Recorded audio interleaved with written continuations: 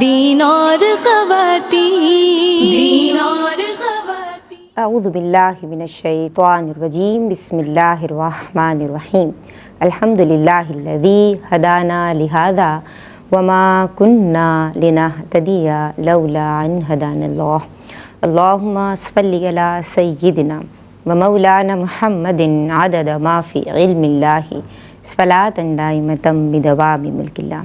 السلام علیکم ورحمۃ اللہ وبرکاتہ۔ خواتین کی دینی تربیت اور اصلاح کے تعلق سے ARYQ TV کی یہ ایمان افروز کاوش ہے جس کا سرنامہ ہے دین اور خواتین۔ ہمارا بنیادی مقصد صنف نازک کو، ہماری ماؤں کو، بہنوں کو، بیٹیوں کو، بچیوں کو، گھروں کی بنیاد اور اکائی یعنی خاتون خانہ کو، basic unit of the family کو شریعت مطہرہ کی بنیادی تعلیمات سے یعنی فضائل سے اور مسائل سے روشناسی، آگہی اور واقف کاری فراہم کرنا ہے۔ اس مقصد کے تحت ہر بدھ اور جمعرات کو پاکستانی وقت کے مطابق کم و بیش 5 بجے ARYQ TV کی اسکرین پہ براہ راست حاضر ہو جاتے ہیں۔ گزشتہ کئی ایپیسوڈ سے ہم بات کر رہے ہیں جادو ٹونے کی حقیقت کے تعلق سے۔ جادو وچ کرافٹس ہیں، میجک ہے، سحر ہے سین کے زیر کے ساتھ، یا وہ طلسم ہے جو لوگوں کو دھوکہ دینے کے لیے، فریب دینے کے لیے، ضرر پہنچانے کے لیے، کسی کو نقصان پہنچانے کے لیے کیا جاتا ہے۔ اس کے لیے عاملین کا رخ کیا جاتا ہے جناب، اور ان فاسد مقاصد کے حصول کے لیے ظاہر ہے وہ کچھ ایسے راستوں کو اختیار کرتے ہیں کہ جو شریعت کو بالکل پسند نہیں ہے، اور جادو کرنا یا کروانا جناب باہر صورت ہر حال میں گناہ کبیرہ ہے، اور اگر کفریہ کلمات اس میں داخل ہو جاتے ہیں تو پھر یہ کفر کی حد تک پہنچ جاتا ہے۔ تو بہت کانشیس ہونا ہے، اور جو میری حساس بہنیں اس وقت یہ پروگرام دیکھ رہی ہیں وہ اپنی بھی ذہن سازی کیجئے اور اپنے متعلقین کو بھی سمجھائیے کہ یہ مذاق بات نہیں ہے، اور جتنا ہو سکے بلکہ ہر ممکن ہی اس سے بچا جائے۔ تو جناب یہ تو بات ہو گئی کہ جادو کرنا یا کروانا جو ہے وہ گناہ کبیرہ ہے۔ بات اس سے آگے بڑھی، اور کل ہم نے بات کی عملیات کے تعلق سے، یعنی وہ پوشیدہ اعمال کے جو عاملین کے پاس جا کے کروائے جاتے ہیں اور پھر وہ انڈائریکٹ کسی کو ضرر بھی پہنچا رہے ہوتے ہیں۔ تو مومن تو جناب نفع بخش ہوتا ہے۔ آج بھی ہم اسی تعلق سے گفتگو کریں گے کہ یہ جو عاملین کے پاس جایا جا رہا ہے، کوئی میٹھی چیز کھلائی جا رہی ہے اور کوشش یہ کی جا رہی ہے کہ کسی کو قابو کر لیا جائے، اپنا تابع کر لیا جائے، تو کیا اس کی شرعی حیثیت ہے؟ حاضرات کا کیا حکم ہے؟ عملیات کی اجرت لینا، اور بہت سارے سوالات میرے پاس موجود ہیں۔ کوئی چیز کھو گئی ہے، گمشدہ شخص ہے، اس کی معلومات لینے کے لیے بھی عاملین کا رخ کیا جاتا ہے۔ تو جناب عامل ایسا ہو کہ پھر وہ کامل بھی ہو، حضرت صاحب رہنمائی فرمائیں گے، لیکن عالمات بھی میرے ساتھ موجود ہیں آن پیپر براہ راست، ماشاءاللہ ثم ماشاءاللہ۔ یہ دونوں ہی بہت خوبی کے ساتھ شریعت مطہرہ کی تعلیمات کی روشنی میں خواتین کی رہنمائی کرتی ہیں، ماشاءاللہ سادہ، آسان اور عام فہم، نفع بخش ان دونوں کا طرز بیاں ہے۔ سلام عرض کر رہی ہوں عالمہ صفا فاطمہ کو اور عالمہ عائشہ مختار کو۔ السلام علیکم ورحمۃ اللہ وبرکاتہ۔ وعلیکم السلام ورحمۃ اللہ وبرکاتہ۔ آپ دونوں خیریت سے اللہ ہیں؟ کا بڑا کرم، ماشاءاللہ۔ آپ دونوں کے لیے دعا گو ہوں، پروردگار آپ کے علم و عمل میں برکتیں عطا فرمائے، اور اسی طرح اخلاص کے ساتھ آپ دین متین کی خدمت کرتی رہیں، اور آج بھی ہم آپ سے بہت کچھ سیکھیں۔ جناب ہمارے پروگرام کا مستقل حصہ ماشاءاللہ مقتدر ہیں، معزز ہیں، اور ہم آپ سے سیکھ بھی رہے ہوتے ہیں، اور آپ کا خوبصورت لب و لہجہ ہم پہ اثر بھی کر رہا ہوتا ہے۔ تو فیض بخش ہیں، فیض گستر ہیں، فیض رساں ہیں، استاذ المکرم ہیں، شیخ الحدیث ہیں، مفتی محمد احسن نوید خان نیازی دامت فیودہم، آن بھی پر براہ راست ہماری رہنمائی فرما رہے ہیں۔ سلام عرض کر رہی ہوں، السلام علیکم ورحمۃ اللہ وبرکاتہ۔ وعلیکم السلام ورحمۃ اللہ وبرکاتہ۔ مزاج ہمایوں الحمدللہ رب العالمین۔ ماشاءاللہ، اللہ آپ کا سایہ عاطفت دراز فرمائے۔ آپ کی اجازت سے سوالات کا سلسلہ شروع کروں؟ اللہ کا نام لے کے شروع کیجیے۔ بسم اللہ الرحمن الرحیم۔ عالمہ صفا فاطمہ، آپ اپنے خوبصورت انداز میں ہمیں سمجھائیے کہ حاضرات کی شرعی حیثیت کیا ہے؟ بسم اللہ الرحمن الرحیم. حاضرات سے مراد یہ ہے کہ جنات کو کچھ مخصوص عملیات کے ذریعے اپنے قابو میں کر لینا، اپنے تابع کر لینا، ان سے گفتگو کرنا، ان سے مدد حاصل کرنا. اسی کو تسخیر جنات بھی کہتے ہیں اور اسی کو تسخیر موکل بھی کہتے ہیں. تو اس کے حوالے سے منع کیا گیا ہے شریعت مطہرہ میں، اور وجہ ایک بنیادی وجہ تو اس کی یہی ہے کہ جیسے انسان آزاد ہیں اسی طرح جنات بھی آزاد ہیں. اب ان کو اپنے تابع کر لینا اور ان کو قید کر لینا، گویا کہ غلام بنا لینا، یہ شریعت مطہرہ میں پسندیدہ نہیں ہے. اچھا. دوسری بات یہ ہے کہ وہ جو انفارمیشن آپ کو دیں گے، آپ ان سے گفتگو کریں گے، ان سے مدد حاصل کریں گے، تو اس انفارمیشن میں کہیں نہ کہیں شیاطین کی مداخلت شامل ہوتی ہے. اچھا. پھر جو وہ انفارمیشن دیں اس کی اوتھینٹسٹی کچھ بھی نہیں ہوتی، اور وہ ہوائی باتیں ہوتی ہیں. اکثر ان میں سے ہوائی باتیں ہوتی ہیں، سچ کے ساتھ بہت زیادہ جھوٹ شامل ہوتا ہے. یہی وجہ ہے کہ بہت ساری قباحتوں کی وجہ سے اس عمل کو شریعت مطہرہ نے منع فرمایا ہے کہ یہ کام نہ کیا جائے. پھر دوسری طرف اگر کسی کو یہ تسخیر حاصل ہو جائے تو وہاں پر پھر یہ بھی دیکھا جاتا ہے کہ پھر وہ مال کمانے کا ذریعہ بن جاتی ہے، اور اسی طرح لوگوں پر دھاک بٹھانے کے لیے، اپنے شوق کے لیے اس کام کو جاری رکھا جاتا ہے. تو جہاں پر ضرورت کے لیے بھی منع کیا جا رہا ہے، سوائے بہت ہی کوئی خاص کیس ہو، اس کے علاوہ عام جو صورتحال ہے اس میں منع کیا جا رہا ہے کہ ان سے مدد نہ لی جائے، ان سے گفتگو نہ کی جائے، اور ان کو اپنے تابع اس طرح سے نہ رکھا جائے. تو پھر ظاہر سی بات ہے کہ صرف شوق کے لیے یا اپنی لوگوں کے سامنے اپنا اثر و رسوخ بٹھانے کے لیے یا مال کمانے کے لیے بدرجہ اولا اس میں قباحت آ جائے گی. ایک بات یہاں پر یہ بھی ذہن میں رکھیں کہ حضرت سلیمان علیہ السلام کا عمل یہاں پر دلیل نہیں بن سکتا، کیونکہ یہاں پر جو ہم بات کر رہے ہیں حاضرات کی، اس میں خود کسی عمل کے ذریعے تسخیر کیا جاتا ہے، جبکہ اللہ رب العزت نے معجزے کے طور پر حضرت سلیمان علیہ السلام کے تابع جنات کو کر دیا تھا، اور وہ ساری زندگی اسی طرح تابع رہے. لیکن جب ہم نبی کریم علیہ الصلوۃ والسلام کا عمل مبارکہ دیکھتے ہیں تو وہاں بھی نبی پاک علیہ الصلوۃ والسلام کی بارگاہ اقدس میں ایک جن حاضر ہوا بھی ہے، لیکن نبی کریم علیہ الصلوۃ والسلام نے باوجود قدرت اور اختیار کے اس کو آزاد کر دیا، اس کو اپنے پاس نہیں رکھا. تو جہاں پر حضرت سلیمان علیہ السلام کا ہمارے سامنے ایک ثبوت مل رہا ہے تو وہ بطور معجزہ ہے، اس کو دلیل نہیں بنایا جا سکتا. عام جو صورتحال ہے کہ اپنے مقاصد کو حاصل کرنے کے لیے یا مدد طلب کرنے کے لیے جنات کو قید کرنا، یہ ایک آزاد مخلوق ہے، لہٰذا اس کی اجازت نہیں ہوگی. اپنی سیٹسفیکشن کے لیے، اپنی سیکیورٹی کے لیے ہمیں اسباب ظاہری کی طرف رجوع کرنے کا حکم دیا گیا ہے. ایک چیز وہ جو ہمیں نظر نہیں آ رہی ہے اس کی طرف جائیں، بنسبت اس کے کہ اللہ رب العزت نے جو ہمارے لیے ایک آسان راستہ ہمیں انتخاب کرنے کا حکم دیا ہے وہ یہی ہے کہ ہم ظاہری اسباب کو اختیار کریں. علاج کے لیے اللہ رب العزت نے دعائیں بھی عطا فرمائیں، اور نبی کریم علیہ الصلوۃ والسلام نے خود اس طرح کے وظائف وغیرہ عطا کر دیے ہیں کہ ایک مومن کو ان چیزوں کی طرف جانے یا پریشان ہونے کی ضرورت نہیں ہے. تو جو ہمیں قرآن اور حدیث رہنمائی کر رہی ہے اسی سے علاج کرنا چاہیے، ظاہری اسباب کی طرف جانا چاہیے. ان چیزوں کو اختیار کرنا، موکل بنانا یا حاضرات وغیرہ کے معاملات میں پڑھنا، یہ شرعاً ناپسندیدہ اور مکروہ عمل ہے اور اس سے منع کیا گیا ہے. شرعاً ناپسندیدہ ہے، مکروہ ہے، سے منع کیا گیا ہے. میں آپ کی سمجھ آؤں گی، اور عالمہ عائشہ مختار ہمیں یہ سمجھائیے کہ اکثر سننے میں آتا ہے کہ فلاں شخص جو ہے وہ کسی ایک خاص صورت کا عامل ہے، یا یہ بھی سننے میں آتا ہے کہ مخصوص تعداد میں ایک فکس نمبر ہے، اگر اس میں یہ صورت پڑھی جاتی ہے تو اس صورت کا عامل بنا جا سکتا ہے، یا لوگ بن چکے ہیں. اس طرح کے تصورات عوام الناس میں موجود ہیں. اس کی کیا حقیقت ہے؟ بسم اللہ الرحمن الرحیم. رب اشرح لی صدری ویسر لی امری واحلل عقدۃ من لسانی یفقہوا قولی. دیکھیں، در حقیقت عامل وہ شخص ہے جو قرآن مجید فرقان حمید کی تلاوت کرے، اس کو سمجھے اور اس کے احکامات پر عمل پیرا ہو. یہی اس کا لغوی اور شرعی مفہوم ہے.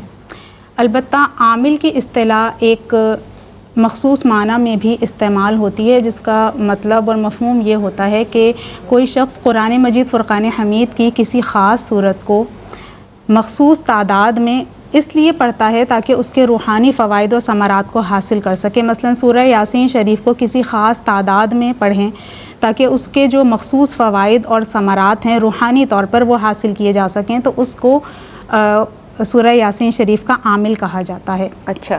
اس مفہوم کو اگر ہم ان ڈیٹیل دیکھیں تو اس میں دو چیزیں بہت واضح ہیں. ایک تو یہ کہ قرآن مجید فرقان حمید کی تلاوت روحانی فوائد و ثمرات کے حصول کے لیے کرنا. تو دیکھیں جہاں قرآن مجید فرقان حمید عمل کی کتاب ہے وہیں پر اس بات میں بھی کوئی شبہ نہیں ہے کہ قرآن کی تلاوت سے باطنی شفا اور تاثیر حاصل ہوتی ہے اور روحانی فیوز و برکات بھی حاصل ہوتے ہیں. اور قرآن مجید فرقان حمید کی بعض صورتیں اور بعض آیتیں بعض خاص چیزوں کی تاثیر کے لیے مخصوص ہیں. مثلا آیت الکرسی حفاظت کے لیے خاص تاثیر رکھتی ہے، تو اس طرح پڑھنے میں حرج نہیں ہے. دوسری چیز جو ہے وہ اس میں یہ ہے کہ کسی نمبر کو خاص کر لینا، یعنی خاص تعداد میں اس صورت یا آیت کا پڑھنا. تو اس میں بھی شریعت مطہرہ کی طرف سے کوئی ممانعت وارد نہیں ہوئی ہے، بلکہ بعض صورتوں میں بعض وظائف ایسے ہیں جن میں تعداد کی صراحت باقاعدہ حدیث مبارکہ میں بیان کی گئی ہے. مثلا جیسے آپ دیکھیں کہ تسبیح فاطمہ ہے، اس میں سبحان اللہ اور الحمدللہ کو 33 مرتبہ اور اللہ اکبر کو 34 مرتبہ پڑھنے کا حکم آیا ہے. اسی طرح ایک حدیث مبارکہ میں ہے کہ نبی کریم صلی اللہ تعالی علیہ وآلہ وسلم نے اپنے صحابہ کرام کو ایک سریے کے لیے مطلب جہاد کے لیے روانہ فرمایا. تو ان لوگوں نے ایک جگہ پر پڑاؤ ڈالا، وہاں کے لوگ اپنے سردار کو لے کر آئے جس کو بچھو نے کاٹ لیا تھا اور وہ اس پر دم کروانا چاہتے تھے.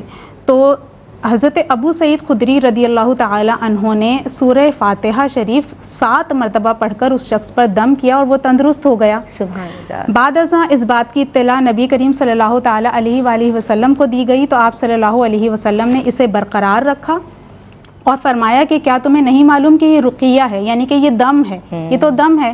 تو اس طرح سے تعداد کو مخصوص کرنے کی صراحت بھی ہمیں حدیث مبارکہ میں ملتی ہے، اس کا ثبوت ہمیں ملتا ہے. اور بعض صورتوں میں ایسا ہوتا ہے کہ بعض صورتیں مخصوص تعداد میں پڑھنا یہ بزرگوں کے تجربات سے ثابت ہوتا ہے، یعنی مخصوص تعداد میں کسی صورت کو پڑھا جائے تو اس سے زیادہ فوائد و ثمرات حاصل ہوتے ہیں اور اس کے فیوز و برکات مزید حاصل ہوتے ہیں. تو اس پر بھی عمل کرنے میں حرج نہیں ہے، اس کو بزرگوں کے تجربات کے طور پر قبول کیا جا سکتا ہے اور اس پر عمل کیا جا سکتا ہے. بلکہ ان مجرب طریقے پہ عمل کرنے سے قبولیت کی اور مقصد میں کامیابی کی زیادہ امید ہوتی ہے. بس اس میں شرط یہ ہے کہ اس کو فرض، واجب یا سنت کا درجہ نہ دیا جائے، اسے دوسروں پر لازم نہ کیا جائے اور اسے جو نہ کرے اس کو گناہگار یا برا تصور نہ کیا جائے. ٹھیک ہے، پھر عمل کرنے میں حرج نہیں ہے. بریک لے رہے ہیں، اپنی زبانوں کو درود پاک سے تر رکھیں. بسم اللہ الرحمن الرحیم. السلام علیکم ورحمۃ اللہ وبرکاتہ.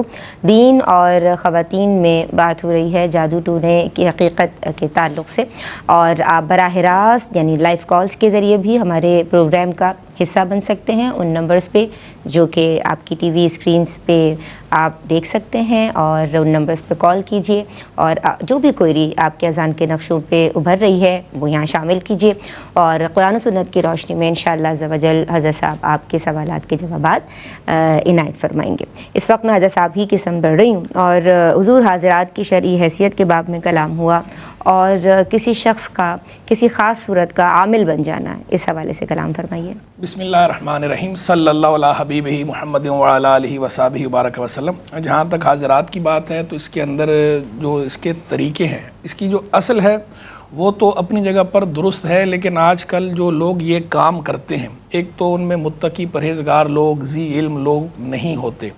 متقی پرہیزگار اور ذی علم نہ ہونے کی وجہ سے، جاہل ہونے کی وجہ سے اور ٹھگ ہونے کی وجہ سے لوگ بہت سی غلط چیزیں اس میں شامل کر لیتے ہیں. تو اس وجہ سے عمومی طور پر ہم اس سے منع ہی کرتے ہیں. اور ویسے بھی عوام کو تو خیر اس میں پڑھنا ہی نہیں چاہیے کہ اس میں خطرے کی کا اندیشہ بھی بہت زیادہ ہے، کیونکہ اس کی جو رعایت کرنے کے جو طریقے ہیں، بہت سی چیزوں کی اس میں رعایت کرنی ہوتی ہے، وہ کرنا جو ہے وہ ہر آدمی کے بس کی بات نہیں ہے. پھر اس کے اندر جو اوتھینٹسٹی ہے اس کا بھی معاملہ درست، وہ اس کو جانچ پانا یہ بھی صحیح.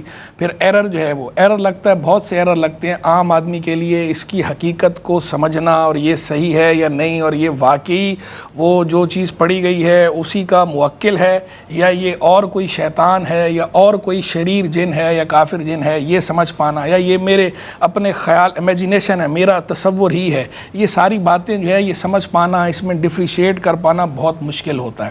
تو یا تو کوئی جو ہے وہ اہل اللہ ہوں, بزرگ ہوں, نیک صالح ذی علم ہوں, ان کی بات تو الگ ہے, لیکن ویسے جو عام لوگ ہیں ان کو اس سے بچنا چاہیے, اور ایسے لوگوں کے پاس بھی جانے سے بچنا چاہیے کہ جن کی شہرت اس طرح کی ہو کہ وہ اس طرح حاضرات کے کام کرتے ہوں, اس طرح کے عملیات میں انوالو ہوں, کیونکہ عام طور پر جو اس طرح کے عملیات میں انوالو ہوتے ہیں تو وہ ایک تو ان کے پاس علم کی کمی ہوتی ہے, ذی علم نہیں ہوتے, باقاعدہ پراپر عالم نہیں ہوتے, اور پراپر عالم نہ ہونے کی وجہ سے بہت سی غلطیاں کر رہے ہوتے ہیں شرعی طور پر, اور دوسرا جو ہے متقی پرہیزگار بھی نہیں ہوتے, تقوی پرہیزگاری والے لوگ بھی کم ہوتے ہیں. تو اس لیے اور پھر خطرہ بھی اس میں بہت زیادہ ہے, تو اس سے بچا ہی جائے اور ایسے لوگوں سے بھی بچا جائے. باقی اگر واقعی کوئی ذی علم ہے, متقی پرہیزگار ہے, اللہ والا ہے, اہل اللہ میں سے ہے, اور وہ تمام چیزیں تمام شرائط ان کی رعایت کرتا ہے, اسے ملوز رکھ کر کوئی کرتا ہے, تو اس کے بارے میں ہمارا کوئی کلام نہیں ہے, اس پہ ہم کلام نہیں کر رہے. لیکن ایسے لوگ بہت تھوڑے ہیں جو صحیح عمل کر سکتے ہوں اور صحیح عمل کر رہے ہوں. یہ تو اصولی بات میں نے کہہ دی حاضرات کے حوالے سے. آ جائیے دوسری چیز کی طرف کہ کسی چیز کو پڑھنا مخصوص تعداد میں اور پڑھنے پر جو ہے اس کا عامل ہو جانا. دیکھیں ایک تو یہ ہے قرب الہی کے لیے پڑھنا, اللہ کی رضا کے لیے پڑھنا. تو اللہ کی رضا کے لیے تو آپ جو بھی چیز پڑھنا چاہیں جب پڑھنا چاہیں اجازت ہے, الا یہ کہ قرآن مجید فرقان حمید کی اگر تلاوت ہے, وہ آیات ہیں صورتیں ہیں قرآن کی تلاوت کے لیے پڑھ رہے ہیں, تو اس میں جو طہارت کی بنیادی شرط ہے کہ وہ مخصوص ایام میں نہ ہو, اس سے ہٹ کر آپ جو بھی قرآن مجید کی تلاوت کریں, اللہ کی پاک نام الاسماء الحسنی ان کا ورد کریں, یا قرآن مجید فرقان حمید کی مخصوص صورت پڑھیں, یا مخصوص آیات پڑھیں, یا درود شریف پڑھیں, یا استغفار پڑھیں, یا 6 کلمے پڑھیں, یا لاحول شریف پڑھیں, یا اور کوئی چیز بابرکت چیز جو ہے وہ اگر آپ پڑھتے ہیں, یا دیا معصورہ ہیں وہ پڑھتے ہیں جو کتاب و سنت میں دعائیں آئی ہیں, تو ان کے پڑھنے میں کوئی حرج نہیں ہے. اور اگر آپ نے قرب الہی کے لیے پڑھنا ہے, اللہ کی رضا کے لیے پڑھنا ہے, تو 1 بار پڑھیں, 2 بار پڑھیں, 3 بار پڑھیں, اس میں کوئی کسی قسم کی قباحت نہیں ہے, کوئی حرج نہیں ہے, اور اس کے لیے کوئی سختی بھی نہیں ہے, کوئی ہارڈ اینڈ فاسٹ رول بھی نہیں ہے. لیکن لوگ بعض اوقات پڑھتے ہیں کچھ خاص مقاصد کے لیے, اللہ کے قرب سے ہٹ کر, رضا الہی کی نیت سے ہٹ کر کسی اور مقصد کے لیے آپ نے پڑھنا ہے. تو پھر ایک تو یہ کہ مقصد جائز ہونا چاہیے. اگر آپ جائز مقصد کے لیے پڑھ رہے ہیں اور وہ جائز مقصد قرب الہی یا رضا الہی سے ہٹ کر ہے, مثلا آپ اپنے کسی کام کے لیے پڑھ رہے ہیں, تو اس صورت میں پھر ہم یہ مشورہ دیتے ہیں اور پریفر کرتے ہیں کہ صورت میں اگر آپ نے پھر کوئی چیز پڑھنی ہے تو کسی ذی علم صاحب اجازت بزرگ سے اجازت لے کر پڑھیں, یعنی ان کی رہنمائی سے پڑھیں. کیونکہ پھر ایسا ہوتا ہے کہ عام طور پر کچھ چیزوں کی اپنی تاثیرات ہوتی ہیں, چاہے قرآن مجید فرقان حمید کی آیات ہوں یا صورتیں ہوں, یا استغفار ہو, یا آیت کریمہ ہے, یا لاحول شریف ہے, یا جو بھی ورد ہے. ہر ورد کا, ہر وظیفے کی اپنی ایک تاثیر ہوتی ہے. کسی کی تاثیر بہت زیادہ جلالی ہوتی ہے, کسی کی تاثیر جمالی ہوتی ہے. تو پھر یہ جو زیادہ جلالی تاثیر والے اذکار ہوتے ہیں, اوراد ہوتے ہیں, تو یہ جائز تو ہوتے ہیں, لیکن ان کو پڑھتے ہوئے کچھ خاص قسم کی احتیاط ملوز رکھنی ہوتی ہے, اور ایک خاص قسم کی تعداد میں پڑھنے ہوتے ہیں, جس کو روحانی دنیا میں زکوٰۃ کے نام سے تعبیر کیا جاتا ہے, کہ اس کو کہا جاتا ہے کہ یہ ایک زکوٰۃ ہے. پھر زکوٰۃ کے وہ مختلف طریقے ہیں, زکوٰۃ صغیر بھی ہوتی ہے, زکوٰۃ کبیر بھی ہوتی ہے, کچھ اور بھی ہیں جن کو کبائر اکبر الکبائر کے نام بھی دیتے ہیں. 4-5 الگ الگ طریقے ہیں زکوٰۃ ادا کرنے کے. یعنی اس میں کوئی مال وغیرہ نہیں دینا ہوتا, بس یہ ہوتا ہے کہ اس میں مخصوص تعداد ہوتی ہے اور مخصوص طریقہ ہوتا ہے, اور مخصوص چیزوں سے, کھانے پینے کی مخصوص چیزوں سے کچھ پرہیز کرنا ہوتا ہے اس دوران جب وہ عمل کیا جا رہا ہو. اور جو اللہ کی راہ میں کچھ صدقہ کرنا, خیرات کرنا, یہ ہو تو بہت اچھی بات ہے. بعض صورتوں میں زکوٰۃ کے اندر شامل ہوتا ہے یہ صدقہ خیرات, اور بعض صورتوں میں شامل نہیں ہوتا. بہرحال تو وہ اسی لیے کسی ذی اجازت بزرگ سے, جو ذی علم ہوں, اللہ والے ہوں, ان کی رہنمائی سے کرنا ہوتا ہے, ورنہ بندے کو بعض اوقات نقصان ہو جاتا ہے. یعنی یہ ایسا ہی ہے کہ اگر آپ اس دوران خوراک ایسی استعمال کر رہے ہیں کہ اس کی تاثیر بھی گرم ہے, جلالی تاثیر ہے, اور جو آپ پڑھ رہے ہیں اس کی تاثیر بھی جلالی ہے, تو اس کی وجہ سے بعض اوقات بندے کے دماغ, مینٹل ہیلتھ پہ اثر پڑتا ہے یا فزیکل ہیلتھ پہ اثر پڑ رہا ہوتا ہے. تو صرف اس وجہ سے یہ کہا جاتا ہے کہ کسی صاحب اجازت بزرگ سے اجازت لے لیں, رہنمائی لے لیں. باقی جہاں تک شرعی بات ہے, یعنی فقہی طور پر, تو فقہی طور پر یا شرعی طور پر کوئی یہ اجازت لینا کوئی ضروری نہیں ہے. کوئی اجازت لیے بغیر بھی کر لیتا ہے تو جائز ہے, کوئی ناجائز یا گناہ نہیں ہے, بشرطے کہ اس کی جو نیت ہے یا جو مقصد ہے وہ جائز ہونا چاہیے, وہ ناجائز نہ ہو.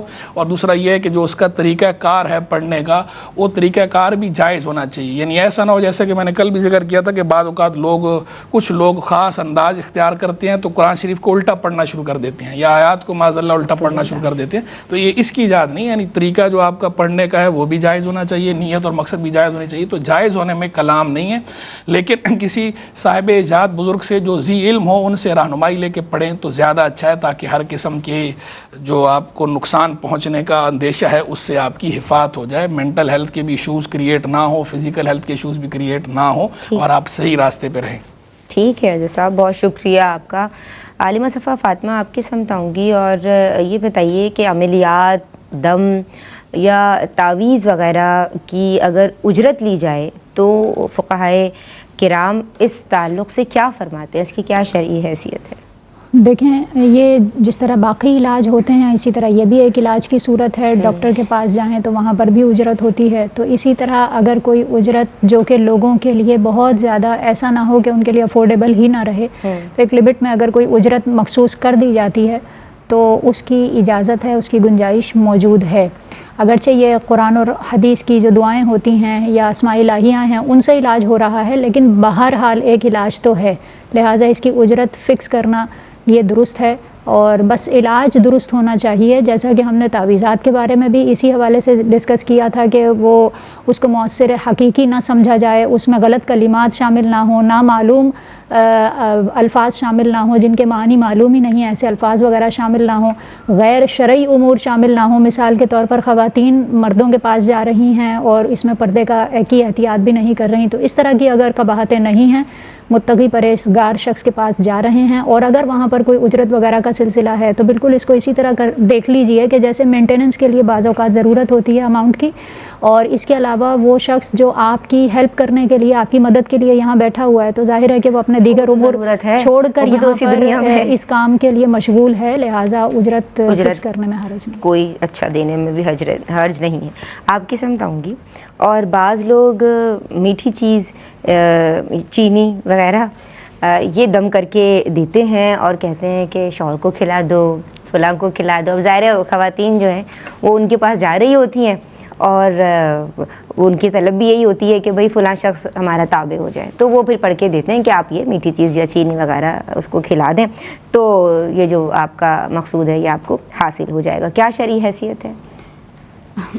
دیکھیں, عمومی مفہوم کے اعتبار سے اگر اس کو دیکھا جائے تو شریعت میں شوہر کی تابعداری مطلوب ہی نہیں ہے کہ شوہر بیوی کی تابعداری کرے. یعنی اس کا مطلب تو یہ ہے کہ بیوی حکمرانی کرے اور شوہر اس کی فرما برداری کرے, اپنے تمام معاملات میں وہی فیصلے کرے اور شوہر کو فیصلے کا اختیار نہ ہو. ایسا نہیں ہے. حالانکہ شریعت نے شوہر کو قوام بنایا ہے اور زوجہ کے لیے ضروری ہے کہ وہ اس کی فرما برداری اختیار کرے. تو جو صحیح اور شرعی عاملین ہوتے ہیں وہ کبھی بھی اس طرح کی غلط چیزوں کا دعویٰ نہیں کرتے, لیکن جو غیر شرعی عاملین ہوتے ہیں وہ اس طرح کا دعویٰ کرتے ہیں کہ ٹھگ ٹائپ کے, کہ وہ تو اور چاہتے ہیں کہ آئیں ہم پیسے بنائیں. جی بالکل. تو وہ یہ دعویٰ کر رہے ہوتے ہیں کہ یہ فلاں چیز چاہے میٹھی ہو یا کچھ بھی ہو, یہ چیز ہم پڑھ کر دے رہے ہیں, شوہر کو کھلا دو یا فلاں شخص کو کھلا دو تو وہ تمہارے تابع ہو جائے گا. اچھا, اب تابع ہونے سے ان کا مطلب یہ ہوتا ہے کہ وہ اس کا اپنا ارادہ اور اختیار اور جو سیلف کنٹرول ہے اور جو قوت فیصلہ اور اختیار ہے وہ ختم ہو جائے گی اور وہ شخص آپ کے کنٹرول میں آ جائے گا, آپ کے قابو میں آ جائے گا. تو یہ ایک طرح سے انسان کے ارادہ اور اختیار کو سلب کرنا ہے, اور اللہ تبارک و تعالیٰ نے ہر آزاد انسان کو صاحب ارادہ و اختیار بنایا ہے, تو یہ کسی طرح بھی جائز نہیں ہو سکتا. اکثر جو اس طرح کے عاملین ہوتے ہیں وہ ان کے پاس ہوتا کچھ نہیں ہے, وہ صرف دھوکہ دہی کا دعویٰ کر رہے ہوتے ہیں. یعنی جو وہ دعویٰ کر رہے ہوتے ہیں کہ ہم ایسا کر دیں گے اور ایسا ہو جائے گا, وہ ویسا ہو جائے گا, حقیقت اس کی کچھ بھی نہیں ہوتی ہے, محض لوگوں سے مال بٹورنے کا ایک ذریعہ ہوتا ہے. صحیح. تو ان کے پاس تو جانے سے ہمیں ویسے ہی بچنا چاہیے. لیکن اگر واقعی کوئی ایسا عمل کرتا ہے جس سے کسی کو وہ آپ کے قابو میں کر دے, تب بھی ایسے لوگوں کے پاس جانا جائز نہیں ہے. ایک کالر ہمارے ساتھ ہیں, ہم دیکھتے ہیں وہ کیا کہنا چاہ رہی ہیں. السلام علیکم. معذرت, یہ لائن ڈراپ ہو گئی, آپ ہمیں دوبارہ کال کر سکتی ہیں. جی بھائی. جی, میں عرض یہ کر رہی تھی کہ اگر واقعی کوئی ایسا عمل کرتا بھی ہے کہ جس سے کسی کا ارادہ اور اختیار ختم ہو جائے، تب بھی ایسے عاملین کے پاس جانا بالکل درست نہیں ہوگا، کیونکہ انسان کے، جیسا کہ میں نے ابھی عرض کیا کہ انسان کے ارادہ اور اختیار کو سلب کرنا درست نہیں ہے، اور جو لوگ یہ عملیات کر رہے ہوتے ہیں اکثر ان کا عمل جادو یا جادو سے مشابہ ہوتا ہے، جس کی قرآن مجید، فرقان حمید اور احادیث طیبات میں صراحت کے ساتھ ممانعت بیان کی گئی ہے۔ تو اگر اس طرح کے عاملین ہوں تو ان کے پاس جانا تو بالکل بھی درست نہیں ہے۔ صحیح، تابع کرنے کے بجائے اگر آپ کوئی ایسا عمل کریں کہ ان کا دل جیت لیں، ان کے دل میں آپ کے لیے جگہ پیدا ہو جائے، تو یہ زیادہ بہتر ہوگا، کیونکہ ظاہر ہے جو چیز شریعت نے جائز ہی نہیں رکھی، ایسے کیسے آپ کسی کو پہ پورا کنٹرول حاصل کر سکتی ہیں؟ تو بہنوں سمجھنا ہے۔ السلام علیکم ورحمۃ اللہ الرحمن الرحیم۔ السلام علیکم ورحمۃ اللہ وبرکاتہ۔ دین اور خواتین میں جناب جادو ٹونے کی حقیقت پہ کلام کیا جا رہا ہے۔ حضرت صاحب کی سمجھ بڑھ رہی ہوں، اور حضرت صاحب بریک سے قبل عالمات سے جو سوالات میں نے کیے تھے وہ یہ کہ دم، تعویذ یا عملیات کی اجرت لینا، اس حوالے سے فقہائے کرام کیا فرماتے ہیں، اور کسی کو میٹھی چیز یا چینی وغیرہ دم کر کے کھلا دی جائے کہ وہ میرا تابع ہو جائے، اگر کوئی عامل ایسا کر کے دے دے تو کیا اس کا حکم شرعی؟ لیکن جہاں تک یہ تابع کرنے کی بات ہے تو بہت سی خواتین کی یہ خواہش ہوتی ہے کہ ہمارا میاں جو ہے بس وہ ہماری کسی بات پہ آگے سے کچھ کہے ہی نہ، جو بات ہم منہ سے نکالیں بس وہ جو ہے خاموشی کے ساتھ سر جھکا دے، سر تسلیم خم کرے اور ہمارا بالکل مطیع اور فرما بردار بن جائے۔ تو یہ تو خیر ایسی خواہش ہے، وہ کہتے ہیں ہزاروں خواہشیں ایسی کہ ہر خواہش پہ دم نکلے، ایسا بہت کم ہوتا ہے۔ ویسے یہ خواہش جائز بھی نہیں ہے، اس طرح کی خواہش کرنا ہے کہ بھئی بالکل جو ہے شوہر کوئی بات ہی نہ بولے۔ یہ ایسے ہی ہے جیسے جو ہے اولاد یہ کہنا شروع کر دے کہ والدین ہمیں کچھ کہیں ہی نہ، کسی بات پر کچھ نہ کہیں، نہ ہمیں کوئی روک ٹوک ہو، اور جو بھی بات ہم کہیں بس وہ ہمارے جو ہے وہ تابع محمل بن جائیں۔ تو اس طرح جیسے اولاد کا اس طرح کی خواہش کرنا ٹھیک نہیں ہے، تو اسی طرح زوجہ کا بھی یہ خواہش کرنا ٹھیک نہیں ہے کہ شوہر کوئی بات کہنا ہی چھوڑ دے۔ شوہر بہرحال قوام ہے، اور دیکھیں اگر عورت شوہر کی بات نہ مانے تو معاشرے میں کیا کہا جاتا ہے کہ یہ خاتون نافرمان ہے، یہ شوہر کی بات نہیں مانتی، یا یہ ناشکری ہے۔ لیکن اگر شوہر بیوی کی بات نہ مان رہا ہو تو یہ نہیں کہا جاتا کہ شوہر نافرمان ہے۔ یہ ایسی ہے جیسے اولاد والدین کی بات نہ مانے تو یہ کہا جاتا ہے اولاد نافرمان ہے، لیکن اگر والدین جو ہے وہ اولاد کی بات نہ مانے تو یہ نہیں کہا جاتا کہ والدین نافرمان ہیں۔ تو ایک تو یہ سٹیٹس، یہ درجہ جو ہے وہ سمجھنا چاہیے، جو کتاب اللہ کی بات ہے، جو سنت رسول اللہ میں ہے، اللہ رسول علیہ السلام نے جو احکام جس طرح دیے ہیں اسے بہرحال ہمیں جو ہے وہ فالو کرنا چاہیے، اور اس میں کوئی جینڈر ڈسکریمنیشن کی بات بھی نہیں ہے۔ جو اللہ رسول کا حکم ہے، جو اللہ رسول نے جس انداز پر دیا اس انداز میں ہمیں اسے بہرحال ماننا چاہیے، اور ہماری خواہشات بھی اس کے تابع ہی ہونی چاہیے۔ اور جو ایمان والی خواتین ہیں، ایمان والی عورتیں ہیں، سبحان اللہ، وہ اللہ رسول کی بات کو ہی اہمیت دیں گی، تو اللہ رسول کی بات کو اہمیت دینی چاہیے، اور اس طرح کی ناجائز خواہشات نہیں کرنی چاہیے، اور نہ ہی ان خواہشات کو پالنا چاہیے۔ یہ تو ہو گئی اصولی بات۔ اور اگر کوئی عامل ہو یا کوئی اور، وہ اگر ایسا دعویٰ کرے کہ بھئی میں اس طرح کر دوں گا اور اس طرح ہو جائے گا، اول تو اس طرح ہوتا نہیں ہے، جھوٹ بول رہا ہوتا ہے بندہ، اور اگر ایسا ہو بھی جائے تو یہ جائز نہیں ہے۔ اور اگر کوئی واقعی سمجھدار ہوگا، جو ذی علم ہوگا، تو وہ تو الٹا آپ کو سمجھائے گا کہ یہ آپ کی خواہش ٹھیک نہیں ہے، آپ درست کریں۔ اچھا، یہ تو ایک اصولی بات ہو گئی کیٹیگوریکلی۔ اب دوسرا پہلو ہے کہ یہ ہے کہ شوہر جو ہے وہ سخت ہے، ضرورت سے زیادہ سختی کرتا ہے، یا بیجا سختی کرتا ہے، یا کوئی جائز بات ہے، درست بات ہے، معقول بات ہے، اس کو بھی نہیں مانتا، یا مزاج کا تیز ہے بہت زیادہ، اور یہ اس وجہ سے کوئی چیز چاہتی ہیں کہ میرا شوہر جو ہے وہ جو مزاج میں اس کے تھوڑا نرمی آ جائے، تھوڑا الفت آ جائے، گھر کے اندر جو اخلاق کا معاملہ ہے یہ بہتر ہو جائے، اس طرح کی کوئی اگر بات ہے تو یہ تو ٹھیک ہے، اس میں کوئی نہ اس خواہش میں کوئی مسئلہ ہے، نہ اس کے لیے کچھ پڑھنے میں یا کچھ کھانے میں یا کھلانے میں مسئلہ ہے۔ بس یہ ہے کہ اس میں یہ بندے کو پتہ ہونا چاہیے کہ جو چیز آپ پڑھ رہے ہیں یا پڑھوا رہے ہیں وہ اللہ تبارک و تعالیٰ کا کلام ہو، یا الاسماء الحسنی ہو، یا اللہ کے محبوب علیہ السلام کا کلام ہو، ادعیہ معصورہ ہو، درود شریف ہو، جو جائز چیز ہے، جس کا پڑھنا درست ہے، وہ اگر پڑھ کر پانی پہ پڑھ کے جو ہے وہ پانی پلا دیا، کھانے کی چیز چاہے وہ میٹھی چیز ہو، ویسے اس پہ پڑھ کے جو ہے اگر آپ نے وہ کھلا دیا پلا دیا ہے تو اس میں کوئی حرج کی بات نہیں ہے۔ اور اس کے لیے بعض اوقات ہم بھی بتا رہے ہوتے ہیں، جیسے یا لطیفو یا ودودو ہے، اگر کوئی خاتون یا لطیفو یا ودودو پڑھتی ہے تو باذن اللہ شوہر کے دل میں اس کے لیے محبت پیدا ہوتی ہے، جبکہ اس کا اخلاق، اپنا اخلاق بھی بہرحال درست کرنا چاہیے، اور جو ظاہری تدبیر ہے وہ بھی صحیح اختیار کرنی چاہیے، تو اس میں کوئی حرج کی بات نہیں ہے۔ لیکن یہ اس سے اوپر اٹھ کر یہ کہ بس جو ہے وہ شوہر مطلقاً فرما بردار ہو جائے، مطیع ہو جائے، جو بات ہم منہ سے نکالیں بس وہ مانے ہی مانے، ہماری کسی بات کو مظلوم بن جائے، نہ کرے ہی نہیں کسی بات کو، تو یہ ٹھیک نہیں ہے، یہ خواہش ٹھیک نہیں، اور نہ اس کے لیے کچھ پڑھنے کی اجازت ہے۔ صحیح ہے، ٹھیک ہے جی۔ اچھا، میں آپ کی سمت آؤں گی عالمہ صفا فاطمہ، اور گمشدہ یا چوری شدہ چیز کی معلومات کے لیے بھی جناب عاملین کا رخ کیا جاتا ہے، وہ وال چاکنگ ہوئی بھی ہوتی ہے نا، وہ تو ہر چیز کا کلیم کر رہے ہوتے ہیں نا کہ ہمارے پاس تو ہر چیز ہو جاتی ہے، تو پھر بہرے وہاں بھاگ رہی ہوتی ہیں، کیا کہیے گا؟ جی، اوتھینٹک نہیں ہوتی کسی بھی قسم کی ایسی معلومات کہ غیب کے بارے میں کوئی دعویٰ کرے کہ وہ غیب کی باتیں بتا رہا ہے، تو اس میں بہت زیادہ غلطی کے چانسز ہوتے ہیں، اور ان کی کہی ہوئی بات کی وجہ سے کسی کو چور ٹھہرا دینا یا قصوروار ٹھہرا دینا، یہ بھی انتہائی غلط طریقہ کار ہے۔ اپنا سوء ظن سے بچنا چاہیے، اچھا گمان انسان کو رکھنا چاہیے کسی کے بارے میں۔ رشتہ داریاں ختم ہو جاتی ہیں، کسی اپنے قریبی کا نام بھی بتا دیتے ہیں۔ عقائد میں بھی ظاہر سی بات ہے کہ جب ہم یہ سمجھیں گے یا یہ تصور کریں گے کہ سامنے والا شخص اگر دعویٰ کر رہا ہے کہ وہ غیب کی بات بتا رہا ہے تو وہ صحیح ہی بتا رہا ہے، تو یہاں تو عقائد کے اوپر بھی پھر آبجیکشن ہوتا ہے کہ پھر یہ عقیدہ کس قسم کا ہے کہ اللہ رب العزت کی جو غیب کی بات ہے اس کے بارے میں کسی دوسرے کا دعویٰ کرنا اور اس کا ہمارا ایکسیپٹ کر لینا کہ ہم ایکسیپٹ کر لیں گے وہ صحیح کہہ رہا ہے، جبکہ احادیث مبارکہ میں اس کے حوالے سے سخت ممانعت بھی آئی ہے، اور نبی کریم علیہ الصلوۃ والسلام کی ایک حدیث پاک میں تو اس طرح مذکور ہے کہ اگر کوئی شخص کاہن کے پاس جاتا ہے اور وہ کچھ معلومات اس طرح کی لیتا ہے تو 40 دن تک اس کی نمازیں قبول نہیں ہوتی، اور ایک حدیث پاک میں اس طرح سے بھی ہے کہ اگر کوئی شخص کاہن کے پاس گیا اور اس کی بات کی تصدیق کی تو اس نے اس چیز کو جھٹلایا جو نبی کریم علیہ الصلوۃ والسلام نے اس کو دیا، یعنی ایمان کی جو صحیح تصویر کشی ہے اور جو تصویر پیش کی ہے دین اسلام نے اس کا انکار کیا یا اس کو جھٹلایا۔ تو اس لیے کاہن کے پاس جانا یا ایسے لوگوں پر بھروسہ کرنا کہ جو غیب کا دعویٰ کر رہے ہیں، نہ تو ان کا دعویٰ درست ہے اور نہ ہی جانے والے کا جانا درست ہے۔ اچھا، غیر مسلم جو عاملین ہیں ان کے پاس جانے کا کیا حکم شرعی ہے؟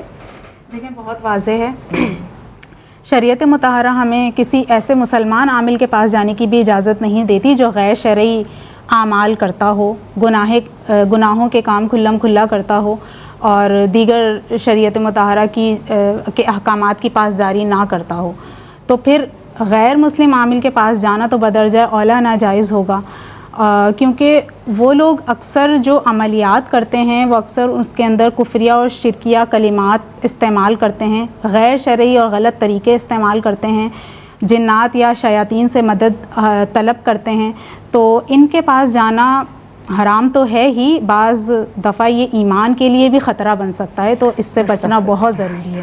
صحیح۔ اچھا مفتی صاحب، آپ اس حوالے سے رہنمائی فرمائیں گے؟ اس کی معذرت کے ساتھ ہماری جو بہنیں ہیں وہ بہت زیادہ ضعیف الاعتقاد ہوتی ہیں، اور وہ عاملوں کے پاس آپ دیکھیں رش بھی خواتین ہی کا زیادہ ہوتا ہے، اور جو مسلمان ہو یا غیر مسلم ہو، عاملوں کے پاس رش اکثر جو ہے وہ خواتین کا ملتا ہے، اور وہ ضعیف الاعتقادی کی وجہ سے، اور دوسرا جو ہے وہ بلا وجہ کی بدگمانیوں کے سبب، کہ خواہ مخواہ بدگمانی ہوتی ہے کہ میرے گھر کے اندر کوئی جو ہے وہ ہے ایسا جو میرے پیچھے لگا ہوا ہے، ہمارے رشتہ داروں میں ہے، بس بالخصوص جو ہے وہ شوہر کے اینڈ پر، کہ جو شوہر کے رشتہ دار ہیں، نندے وغیرہ ہیں، یہ کچھ نہ کچھ کرا رہی ہیں، وہ ساس کچھ کرا رہی ہے، بس خواتین جو ہے وہ پہنچی ہوتی ہیں، اور پہنچ کے جو ہے خود جو ہے وہ اپنے گھر کے لیے خود جو ہے وہ بربادی مول لے رہی ہوتی ہیں، اور پیسے بھی پیسے دے کر خود جو ہے وہ، اور اگلے کو اس طرح کی باتیں، اول تو پہلی بات آپ کے گھر کی بات ہے، آپ یہ سمجھیں کہ آپ کے گھر کی باتیں آپ کے گھر سے باہر جانی نہیں چاہیے، اسی میں آپ کی عزت ہے، آپ کی عفت اور آپ کی عافیت اسی میں ہے کہ آپ کے گھر کی بات گھر سے باہر نہیں جانی چاہیے۔ آپ اپنے گھر کی باتیں جو ہے وہ باہر جا کے اس طرح کھلم کھلا بتاتی ہیں اور وہاں اگلوں کو بتاتی ہیں، اور کوئی اس میں سکریسی بھی نہیں ہوتی ہے، تھوڑی ہے کہ جس عامل کے پاس گئی ہیں تو وہ عامل جس کے ریفرنس سے آپ گئی ہیں ان کو وہ عامل بتائے گا نہیں، وہ عامل اکثر ان کو ہی بتا رہا ہوتا ہے، بھائی فلاں خاتون آئی تھی، یہ کہہ رہی تھی اس کا شوہر یہ کرتا ہے، یہ کرتا ہے، اس کی نند یہ کرتی ہے، یہ کرتی ہے، اس کی ساس یہ کرتی ہے۔ آپ کے گھر کی بات ہے گھر سے باہر جا رہی، گھر کی بات گھر سے باہر جانا، ویسے بھی جو خاندانی لوگ ہوتے ہیں، جو اچھے لوگ ہوتے ہیں، وہ تو ویسے ہی اس کو بہت مایوس سمجھتے ہیں، اور شریعت کا اور دین کا تقاضا بھی ہم سے ہی ہے، ہمارے گھر کی بات ہے ہمارے گھر کے اندر رہنی چاہیے، گھر سے باہر جانی ہی نہیں چاہیے۔ تو آپ چاہے جائے کہ جو ہے وہ اجنبیوں کے پاس پہنچ گئیں، وہ بھی جو ہے وہ غیر محرم اجنبی، اور ان کے پاس جا کر آپ ان سے اس طرح کی باتیں ڈسکس کر رہی ہیں، اور پھر کوئی اس بات کی ابھی یقین نہیں ہے کہ وہ کوئی درست بات بتائے گا نہیں بتائے گا، سمجھائے گا نہیں سمجھائے گا، تو مسلمان ہو تو بھی اتنے مسائل ہیں، چاہے جائے کہ جو ہے غیر مسلم کے پاس جانا، تو غیر مسلم کے پاس جانے کی تو بالکل اجازت نہیں ہے، ہرگز اجازت نہیں ہے کہ غیر مسلم تو اور زیادہ جو ہے وہ ظاہری بات ہے، اس نے جو بھی کرنا ہے یا بتانا ہے، پڑھنا کرنا ہے، وہ کچھ بھی کرے گا، اس کے اندر کوئی یہ بعید نہیں ہے کہ وہ کفر کا ارتکاب کر رہا ہو، شرک کا ارتکاب کر رہا ہو، یا ایسی چیز کا ارتکاب کر رہا ہو جس کی اجازت ہمارا دین نہیں دیتا۔ تو اس لیے اپنے عقیدے کو اپنے ایمان کو سٹیک پہ نہیں لگانا چاہیے اور اپنی عزت کو بھی سٹیک پہ نہیں لگانا چاہیے. عزت کو بھی سٹیک پہ نہیں لگانا چاہیے. جناب اکثر خواتین بلا تصدیق بے پردہ باکثرت عاملین کے پاس جا رہی ہوتی ہیں, کیا دین کی تعلیمات ہیں اس بات؟ دونوں باتیں غلط ہیں. بلا تصدیق کسی کی بات کے اوپر اعتبار کرنا جبکہ آپ کے پاس کوئی اوتھینٹسٹی ہے ہی نہیں اس چیز کی, اور دوسری بات یہ کہ بے پردہ جانا یہ گناہ پر گناہ ہے. اور خواتین کا اصل میں مسئلہ جو نارملی دیکھا گیا ہے وہ یہ ہوتا ہے کہ ایک دم فوراً گھبرا جاتی ہیں صورتحال سے, پھر اور فوراً جو وسوسہ آتا ہے وہ یہی ہوتا ہے کہ کسی نے کروا دیا ہوگا. دوسری بات یہ ہے کہ ہمیں اپنی سیٹسفیکشن چاہیے جس سے ہماری نہیں بنتی ہے جب تک ہم عامل کے پاس جائیں گے اور وہ اسی کے بارے میں بات نہیں کرے گا جب تک وہ عامل بھی درست نہیں ہے.